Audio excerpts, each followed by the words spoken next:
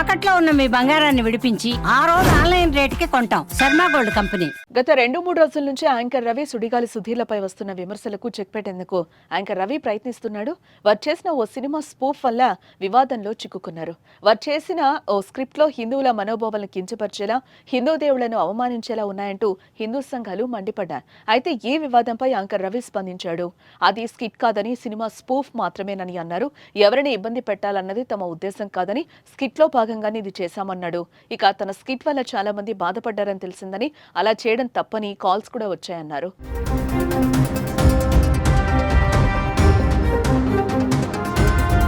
తప్పైంది, క్షమించాలని, ఇక ముందు ఇలాంటివి జరగకుండా చూసుకుంటామంటూ నిన్న వివరణ ఇచ్చాడు. అయితే తాజాగా ఇవాళ మరోసారి ఓ వీడియో రిలీజ్ చేశాడు యాంకర్ రవి.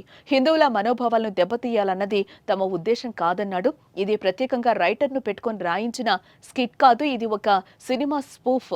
ఒక సినిమాలోని సీన్ ను స్టేజ్ పై ప్రదర్శించాం. అయితే దీనివల్ల చాలా మంది హిందువులు బాధపడ్డారని తెలిసిందే. అలా చేయడం తప్పు అని చాలా కాల్స్ వస్తున్నాయి. అందుకే ఇంకోసారి ఇలాంటివి చేయకుండా జాగ్రత్త పడతాం. తను హిందువేనని, ఛత్రపతి శివాజీని ఫాలో అవుతాను, హనుమాన్ చాలీసా చదువుతాను, రోజు ఓం నమ శివాయ అనే నామాన్ని పఠిస్తాను అంటూ చెప్తూ అసలు ఏం జరిగిందో తన మాటల్లో మరోసారి చెప్పుకొచ్చాడు. అయితే నిన్నంతా చెప్పిన తర్వాత న్యూస్ ఛానల్స్ వాళ్ళు వ్యూస్ కోసం రకరకాల థంబ్నెయిల్స్ పెట్టి వార్తలు రాస్తున్నారు. వాటిని నమ్మకండి, మళ్ళీ ఇలాంటివి మరోసారి రిపీట్ కాకుండా జాగ్రత్త పడతాను అంటూ వీడియోలో రవి క్లారిటీ ఇచ్చాడు.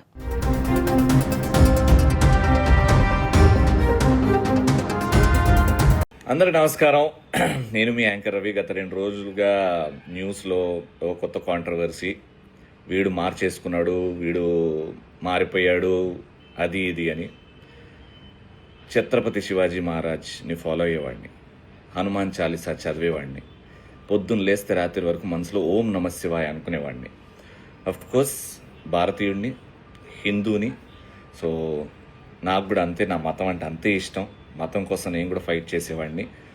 అయితే బేసికల్గా ఏం జరిగిందో చాలామందికి తెలియదు, ఎందుకంటే యూట్యూబ్లో మేము చేసింది లేదు. చాలామంది హర్ట్ అయ్యారని డిలీట్ చేసాం.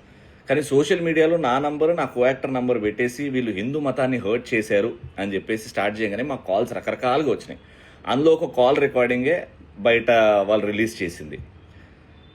బేసికల్గా నందీశ్వరుణ్ణి స్టేజ్ మీద పెట్టుకో, సూపర్ సీరియల్ ఛాంపియన్షిప్ జీ తెలుగులో నందీశ్వరుణ్ణి స్టేజ్ మీద పెట్టి మేము నిష్టగా చెప్పులు విప్పేసి చేసిన స్పూఫ్ అది.